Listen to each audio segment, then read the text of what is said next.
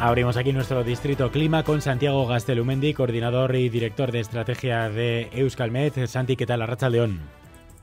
Muy buenas, ¿qué tal andamos? Bueno, hoy queremos hablar de tecnologías para cambiar el clima, ¿no? En países como China o Israel ya es habitual que pueda crearse lluvia, ¿no? Que se pueda, parece que jugar con la naturaleza puede parecer eso un juego, pero hay quien lo ve como una oportunidad de hacer frente también al cambio climático, aunque desde aquí, desde luego, nos suena un poco fuerte, ¿no? ¿Qué es todo esto de la modificación artificial del clima, Santi?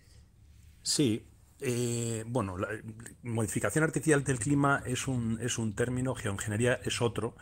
En principio la clave la tenemos que ver en cuando decimos artificial del clima, ¿vale? Porque hay técnicas que son para modificar el clima, que entran dentro del campo de la geoingeniería, y hay otras para modificar el tiempo. Ya empezamos a entender la diferencia entre tiempo y clima, ¿vale?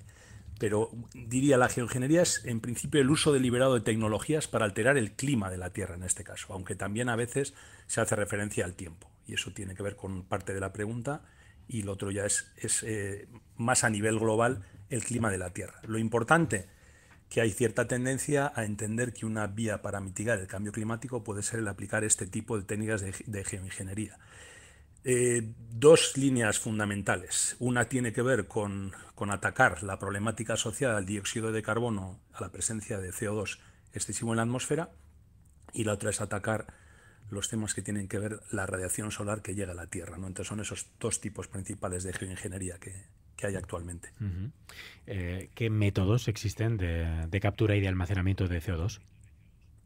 Bueno, pues en ese primer campo de almacenamiento de CO2 hay diferentes tecnologías. Hay que entender en el ámbito de la geoingeniería que actualmente no hay ningún proyecto, como si dijéramos, operativo a nivel mundial en este tipo de campo. Son, en principio, situaciones experimentales o algunas incluso meras ideas. En cualquier caso, en relación a eliminar el CO2, hay gente trabajando, ya os digo, a nivel teórico o a nivel conceptual, fundamentalmente, y lo que se trata, en una de las técnicas que es captura directa de aire, es succionar el dióxido de carbono del aire y luego inyectarlo bajo tierra o usarlo para otros fines. Entonces esas son las técnicas de captura directa, que lo que permiten es extraer ese dióxido de carbono y otros gases también de efecto invernadero por medios químicos o mecánicos, utilizando sustancias químicas absorbentes o grandes ventiladores para mover aire a través de grandes filtros, ¿no? Bueno, como vemos, en principio sería un tema mayúsculo, ¿no? De proporciones siderales el pretender hacer esto. El almacenamiento geológico de CO2 es una cosa que ya está bastante establecido desde el punto de vista teórico. Incluso ya hay proyectos prácticos, alguno en Islandia, que está demostrando que el CO2 se puede almacenar en grandes bolsas, por ejemplo, de donde se ha extraído previamente el gas natural o petróleo, se puede inyectar CO2 en esas bolsas, o incluso hay una planta experimental, ya os digo, ahora mismo en Islandia funcionando, que lo que está haciendo es inyectar CO2 en subsuelo, y se llama una línea de mineralización del carbono, es decir, está devolviéndolo en forma de roca el CO2 atmosférico. Ya os digo, todavía todo cosas muy experimentales. Hay otra línea también de bioenergía que es un poquitín más discutible su efectividad, y luego hay una gran polémica que de hecho se cerró hace años, prohibiendo esas técnicas, que es esas famosas técnicas de fertilización oceánica, que lo que significa básicamente es agregar nutrientes. Claro, teóricamente en el plano teórico sería posible, ¿no? ¿Qué es lo que queremos hacer? Bueno, pues si el fitoplancton lo que hace es absorber mucho CO2, bueno, pues echemos fertilizantes, hierro y urea, por ejemplo, en los océanos, generaremos más fitoplancton y con eso absorberá más CO2. Ya os digo, prohibido porque, claro, tiene unos efectos colaterales muy poco deseados. Sin embargo, en esta misma línea, sí que hay alguna planta también experimental en Marruecos, alemana, de cultivo de algas. Es decir, en vez de hacerlo en el mar, se hace de forma controlada en diferentes plantas, y una vez que esas algas ya han crecido, ya han fijado el CO2, bueno, pues se pretenden enterrar en el desierto, o incluso en algunos otros planteamientos teóricos, meterlas en la profundidad del mar, ¿no? Una última, o dos si queréis, para que veamos en qué temas conceptuales andamos, ¿no? Una sería la meteorización, que también se está haciendo, que consiste en esparcir grandes cantidades de minerales triturados, sobre todo silicatos, bien en tierra, bien en mar, para que reaccionen con el CO2. Eso haría que se fijara en suelos. Ahí hay una propuesta para hacerlo en buena parte de las superficies arables, ¿no? O una como os digo, para que veamos hasta dónde podemos llegar, que llaman fotosíntesis aumentada, que sería incluso tratar plantas por ingeniería genética para conseguir que sean más eficientes absorbiendo CO2 o de crecimiento más rápido. Como vemos, algunas todavía podemos hablar de ellas, otras verdaderas locuras que no sabemos a dónde nos llevan. Y Santi, en el campo de la gestión de la radiación solar, ¿qué podríamos destacar? Pues ese es uno de los segundos bloques, ¿no? Ya decíamos, uno es retirar directamente ese CO2 que hemos introducido en la atmósfera en exceso, y el otro sería andar jugando con la radiación solar. Entonces, sabemos que la radiación solar es fundamental dentro de lo que es el ciclo energético de la atmósfera, y sabemos que jugando con eso podemos bajar la temperatura. Entonces, bueno, pues hay una gran línea famosa porque estaba por detrás, bueno, hay por detrás grandes magnates con dinero de estos de las grandes tecnologías. En caso concreto, pues estaba apoyado por Bill Gates, ¿no? Que es una línea de incorporar aerosoles estratosféricos. Es una idea que se inspira en lo que ya sabemos que pasa cuando tenemos cierta actividad volcánica interesante en la Tierra, ¿no? Está demostrado que cuando tenemos alta intensidad volcánica se inyectan particularmente dióxidos de azufre en la atmósfera, en la estratosfera en concreto, y esas partículas reflejan la luz solar haciendo que descienda la temperatura. Eso se ha comprobado en diferentes erupciones a lo largo de la historia de la Tierra, ¿no? de la historia reciente. Entonces, bueno, pues hay una línea que dice, bueno, pues inyectemos artificialmente dióxido de azufre en la atmósfera, hagamos de volcanes artificiales, y lo podemos hacer con flotas de aviones, y con eso obviamente conseguiremos bajar la temperatura de la Tierra. Para que os deis cuenta, en la erupción del Pinatubo, por ejemplo, en el 91, se constató una bajada de 0,5 grados a nivel global durante meses, durante un año, un poco menos de 2 años, ¿no? Entonces vemos por dónde andamos. Otras tendencias, blanqueamiento de nubes marinas, también hay alguien que está pensando en estas cosas, que es directamente hacer que las nubes que están sobre el mar, inyectando componentes salinos directamente cogidos del agua del mar, pues puede hacer que se refleje más. O otras también, adelgazamiento de nubes tipo cirro. Las nubes muy altas generan el efecto contrario. Si las sembramos, podemos conseguir que disminuya la temperatura. Y locuras varias como recubrimientos de desiertos con reflectores para modificar el albedo. Recordemos que el albedo cuanto más albedo es, más energía refleja sin que afecte al ciclo de calentamiento. Entonces, cuanto más blancas son las superficies, pues mejor para disminuir las temperaturas. Y luego una última exótica que yo creo que la gente habrá oído, porque es directamente poner en órbita espejos espaciales o otras partículas. Incluso he leído por ahí también polvo de diamante sintético, que es muy efectivo, y eso haría que reflejara la radiación solar. Como vemos, de nuevo, algunas muy, muy ocurrentes, pero desde luego a gran escala, y no sé yo. Ya, No ya, sé yo. no. Suena un poco a jugar a ser Dios o algo así, ¿no? O sea, no Bueno, sé. un poco a jugar, sí, Un sí. poco raro. Sí, Y entonces, los sí. sistemas de modificación artificial del tiempo son geoingeniería, ¿se puede definir así? Bueno, a ver, hay gente que los considera geoingeniería, ¿no? Te diría que lo fundamental que hay detrás del término geoingeniería es que tiene que ser aplicado a gran escala. Si entendemos qué es eso, bueno, aplicar sistemas de modificación artificial del tiempo a gran escala es prácticamente imposible. No está demostrado en su mayor parte, ni siquiera que funcionan a escala local.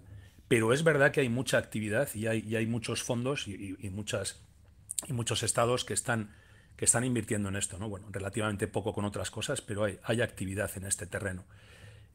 Yo aquí os diría que, bueno, tenemos que entender, ¿no? que la energía que existe en los sistemas meteorológicos en general, los que podemos conocer, dentro de una tormenta, dentro de un frente, dentro de un huracán, o sea, es de una magnitud que es absolutamente imposible pretender actuar a ese nivel. O sea, es imposible. O sea, no podemos imaginarnos lo que tendríamos que actuar para poder modificar una tormenta realmente, o alterar patrones de viento para llevar vapor de agua de una región a otra, ¿no? De nuevo, en el plano teórico, sí parece verosímil, ¿no? El aprovechar sobre todo sensibilidades que ya conocemos y que sabemos que aplicando alguna perturbación en la dirección adecuada, pues podemos considerar que un sistema concreto evolucione más rápidamente, ¿no? Alterando la evolución natural. O dicho para que se me entienda, por ejemplo, fundamentalmente en este bloque de cosas que tiene que ver con la modificación artificial del tiempo, que podríamos entender que es una geoingeniería de pequeña escala, pues hay una de las técnicas es las famosas siembras de nubes, ¿no? Las famosas siembras de nubes se basan en aumentar los núcleos de condensación. Entonces, esto viene desde hace bastante tiempo. Son desde el plano teórico, a principios del siglo XX, incluso alguna actividad ha habido a nivel local también a principios del siglo XX. Entonces, viene de largo. Os diría, hay tres grandes líneas aquí. Una es la de generar precipitación, incorporando productos higroscópicos, amigos del agua, por ejemplo, yoduro de plata, hielo seco, etcétera. Eso actuaría como sobre los mecanismos de condensación. Pero tenemos que tener en cuenta que dentro de las nubes hay un follón importante montado. La microfísica de las nubes es altamente compleja. Hay mecanismos de condensación, de colisión coalescencia, de ruptura incluso y de formación dentro de las nubes. Entonces, bueno, es ciertamente complejo, pero es verdad que conceptualmente podríamos entender que si sembramos las nubes con núcleos de condensación, pues provocaremos que se generen más gotas. Siempre habrá tendencia a que se generen más que si hubiera menos núcleos de condensación. Entonces, bueno, pues parece algo bastante directo. El que se puede acelerar el crecimiento de las nubes, ¿no? Pero os digo que es tan complejo que ni siquiera después de siglo y pico de actividad en este terreno, a pesar de que sigue habiendo gente que tiene mucha fe en estas cosas, pues no hay demostración palpable, ¿no? No. Otras típicas en este terreno, lucha antigranizo. Esa también la conocemos, particularmente gente en Rioja Alavesa, ¿no? Y eso se basa básicamente en la esperanza de aumentar la lluvia y disminuir la probabilidad de granizo, incorporando, por ejemplo, yoduro de plata. La hipótesis aquí es la que comentábamos antes. Cuantos más núcleos de condensación, más probabilidad hay de que se genere agua en gotas más o menos pequeñas, pero precipitables, y se evite la condensación de una supergota superenfiada, un supergranizo, ¿no? Pero ya os digo que no está nada claro. Por cierto, en este terreno, dispersión de la niebla. Hay empresas que trabajan en aeropuertos, incluso en grandes autovías en el mundo, que tienen mecanismos para intentar dispersar la niebla. Incluso llegan a utilizar corrientes de aire, que sabemos que la niebla, el viento es enemigo de la niebla. Entonces lo usan para intentar disipar. También incorporan material higroscópico. Pensemos en escalas reducidas. Un aeropuerto es una escala muy reducida. Se puede intentar hacer algo con cierto éxito. Dos ejemplos más para que veamos que está más cerca de lo que pensamos, ¿eh? Bueno, la lucha contra las heladas no he comentado, pero es lo típico que se suele hacer, que es directamente poner quemadores cuando sabemos que va a haber heladas, ¿no? en un cultivo. Cañones de nieve de estaciones de esquí. Sí, eso ya Se lo nos vemos. ocurre una forma más efectiva de modificar localmente el tiempo, ya vemos muy local, ¿no? Pero bueno, somos capaces de generar nieve de forma artificial. Entonces, bueno, son cosas que se pueden hacer a cierta escala. La verdad es que me parece muy interesante, ¿eh? Porque, claro, dispersar la Sí, niebla, fíjate, si nos quitamos el granizo de encima, la de destrozos que podemos evitar, ¿no? En la agricultura, o incluso lo hemos visto en eso Vitoria, en es, los coches, eso es, si podemos hacer que llueva donde hay eso sequía. es. Sonar suena bien, claro, esto me imagino que tiene riesgos. Nos faltan años todavía, Claro, nos yo faltan creo, ¿eh? años, Sí, seguro, pero sí. entiendo que tiene riesgos, que tiene desafíos, y que la comunidad científica tendrá también su opinión o estará dividida, ¿no, Santi?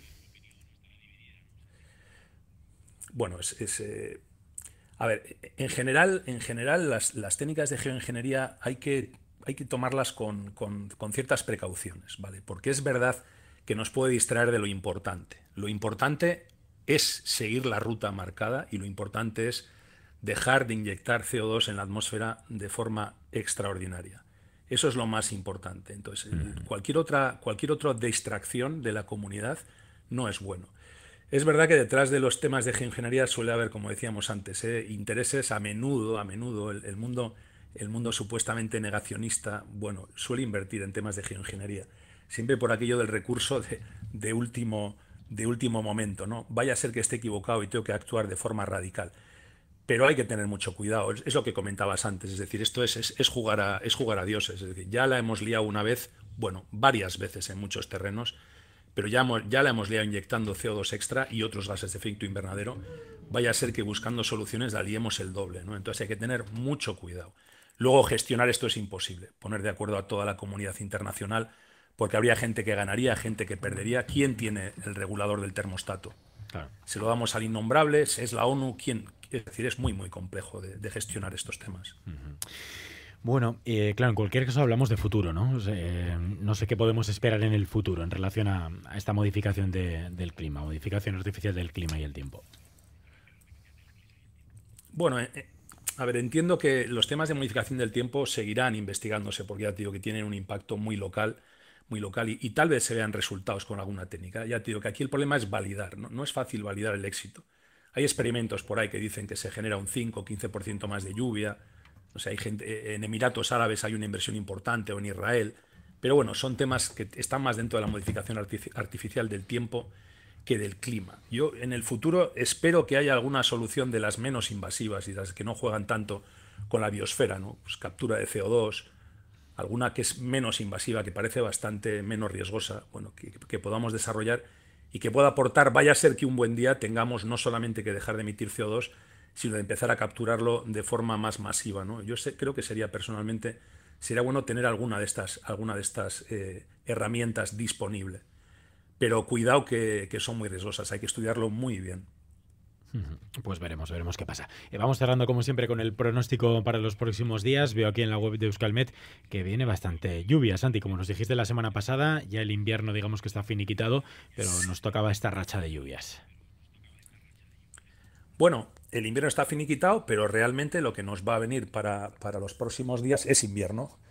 Entonces, no está tan finiquitado en el sentido de que hemos tenido estos días, el tiempo que tenemos está motivado por ese paso de borrascas de oeste a este. Bueno, ya nos ha dejado Hanna, nos empezará a afectar otra que en cuanto que se coloque al este nuestro, Conrad, nos va a meter viento del norte y eso va a traer condiciones invernales, con descenso de cota de nieve por debajo de 1000 para el viernes sábado, veremos el domingo, no con grandes precipitaciones, unos 20 litros en vertiente cantábrica, 5 litros en llanada, pero bueno, situación invernal, bajada de temperaturas, precipitación, tormentas, posible granizo invernal, granizo pequeño. Ya os digo, cotas en 600-800, no se esperan grandes espesores, pero bueno, en el monte igual acumulamos durante el fin de semana pues 20 centímetros o 30 centímetros, podría pasar. Así que le cuesta dejarnos al invierno. Las temperaturas, por cierto, pues pensemos que pasamos de esta anomalía totalmente positiva, pues nos vamos a ir a 5 o 10 grados, una cosa así. En general, bueno, 10 grados más en vertiente cantábrica y 5 más en interior, y 0,5 de mínimas. Entonces vuelve el invierno. Fresquito, o sea, vuelve el invierno. Que no lo hemos abandonado, por cierto. No, todavía estamos en invierno. Hasta la semana que viene. Sí, por eso te decía, más que vuelve. El jueves entraremos en primavera. Sí, por ahí ya hablaremos. Ya hablaremos, eso es. Pues Santi Gaztelumendi, director de Estrategia y Coordinación de Euskalmet, un placer como siempre. Nos vemos el próximo miércoles para repasar las cosas del clima. Muy bien, pues gracias a vosotros. Venga, pues, agur.